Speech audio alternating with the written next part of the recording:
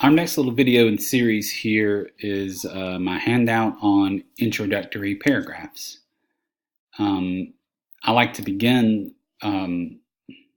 working on the parts of the paper by talking about a thesis statement, which it seems difficult to write an introductory paragraph unless you know essentially what that paper is going to be about. So you have to at least have a vague sense of your paper's direction before you can begin to draft an introductory paragraph. So that's why I start with thesis. But let's look at some of this introductory paragraph advice here. In rhetoric and composition textbooks that freshmen use, sometimes they draw a inverted triangle to give you kind of a picture representation of how an introduction should be written. And the idea of, so an inverted triangle is just an upside down triangle, okay? But the idea is that you start somewhat broadly, and as that paragraph progresses, you're growing more focused as you approach the thesis. And of course, the thesis statement is the most focused sentence in that paragraph and really in the paper. So the big question is, how can you open the discussion? What does starting somewhat broadly even mean? And what goes in between that first sentence and the thesis that says directly what your paper is going to be about? So the rest of this information is meant to kind of help you figure out how to fill out the introductory paragraph. There's a term from rhetoric and composition called exigence that I find quite useful to describe what kind of content goes in the introductory paragraph. What I've got here is the situation that necessitates the conversation. In your introduction, you should address what makes the conversation needed, important, or relevant. In other words, can you create a situation within this discussion, this conversation opener that warrants the thesis? So this can be challenging if you have a very creative topic, but maybe less so in just an informative report style paper where you're writing about some scholarly topic. For example, let's just say you wanted to write some kind of paper that's an argument about whether or not athletes should be allowed to protest by sitting during the national anthems playing at the beginning of the game. You see that as kind of a freedom of speech argument, and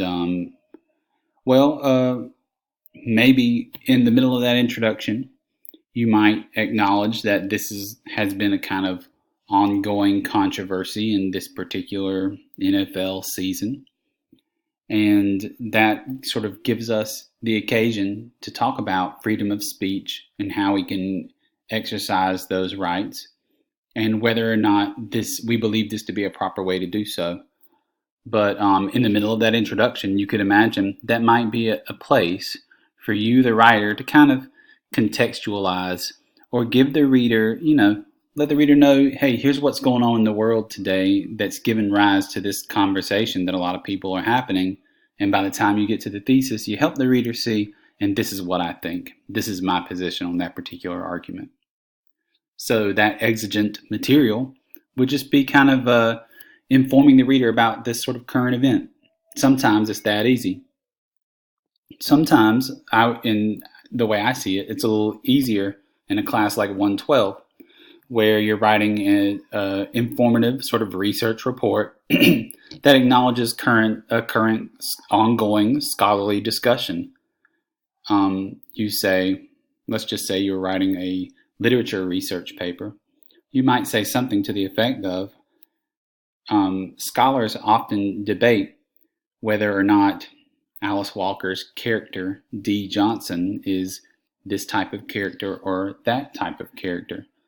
And maybe you describe a couple of scholarly points of view before building up to giving your point of view in the thesis. Anyway, number 3, this is something I do and it's helpful to me. I ask myself, what information do I need to get me to the thesis? What things, what bits of information does your audience need to know before you can say that very specific thing that you'll end up saying in the thesis? It has to do with, awareness of what your audience knows. And you need to catch your reader up by giving them information. Anyway, number 4, this isn't as much of an issue in English 112 as it is in English 111. I tell my students you do not need an attention getter or grabber or hook or gimmicks, no questions, startling statistics, or quotes. Contrary to what you might have heard in the past, um, when you're writing these academic papers, your instructors are not expecting to be charmed or entertained, and maybe not even engaged. That's the truth, as far as I'm concerned. And again, this is your instructor, Dean Tuck, speaking. But that is completely different if you're writing a different type of writing, like journalism, or perhaps a college entrance essay, or some kind of employment document where you're intended to sell yourself and make yourself seem interesting. But when you're writing in an academic context and you're writing these papers, your job is to, deliver information clearly and concisely, and to be efficient. And that's pretty much it. So like lesson 5 says, being informative is more important than entertaining in academic writing. So you don't need any kinds of the gimmicks mentioned in number 4 in your introductory paragraph. Something I see happening in a lot of incoming students from high school, number 5, they throw in a lot of data in the introduction. In particular, they like to give their 3 or 4 supporting ideas in the middle of their introduction, which is very peculiar to me. So number 5, save overly specific data for the body. It could be this information would be in service of some of your supporting ideas, some of your topic sentences. But something that specifically that I've seen are students who, it seems like they're taking the topic sentences of each of their body paragraphs and loading them in the middle of the introduction. So don't do that. You don't have to get so thorough and explicit about your supporting ideas in the introduction. It's good to know those ideas before you write the introduction, but you're not going to give them there and in the topic sentences later on, which would really create a very repetitive reading experience for your reader. So number 6, consider the length requirement of the paper and adjust. Most of the papers I require in my composition classes are about 1,000 words long. So if you think about it, if you just sat down at your computer and started hammering out your paper, and let's just say you wrote 250 words, and then you looked at what you'd written, you said, my goodness, this is a long paragraph. I think I better break it now. Well, you've already kind of blown through a quarter of your word count. And to me, that's kind of silly.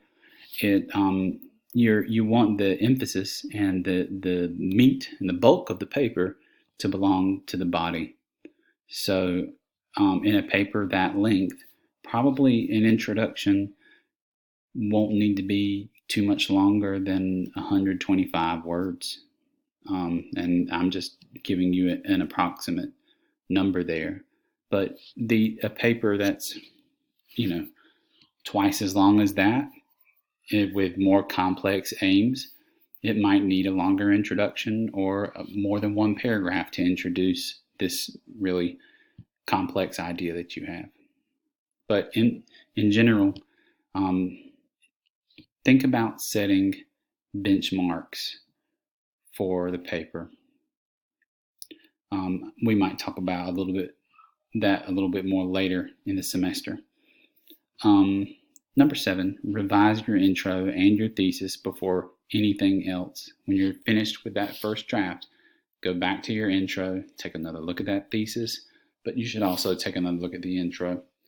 Because when we write our introductions, sometimes our ideas are a little hazy, but by the time we're finished writing that first draft, we have a really good fix on what it was we were trying to say when we first began the writing process, writing that intro. So it's always best to go back and tidy up that introductory paragraph. Number 8, you may need an extra sentence to transition into thesis, and I specify that in particular in revision. It's hard to anticipate needing that, but I have found when I'm revising my work that sometimes there's some sort of jarring moment where I'm mid discussion and all of a sudden it's like I trip into that thesis statement. And I needed one extra little sentence to kind of bridge the gap from maybe that exigent material to the thesis that states the position of the paper or the aim of the paper. So just something to think about when you're in the revision stage. Number 9, consider writing the introduction at the end of the drafting stage if you find starting is halting your forward momentum. Most of us are probably just going to go ahead and start the writing process. After we do our pre-writing and our outlining and planning, we tend to just start with the introductory paragraph. But I have found that a lot of my students in the past have taken me up on this one.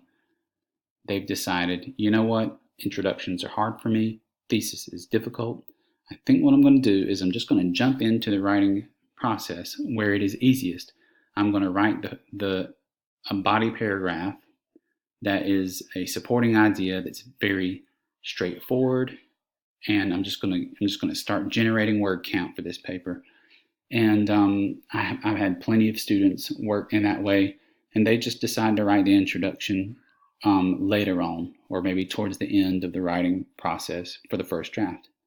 And a lot of people that works well for. So it's something you might consider if an introduction and a thesis are kind of a hang up for you. Lastly, I would say don't be too brief, and 2 or 3 sentences is too brief. Think about your word count benchmark. That one's pretty simple, isn't it? So our next topic you'll see is the body paragraph.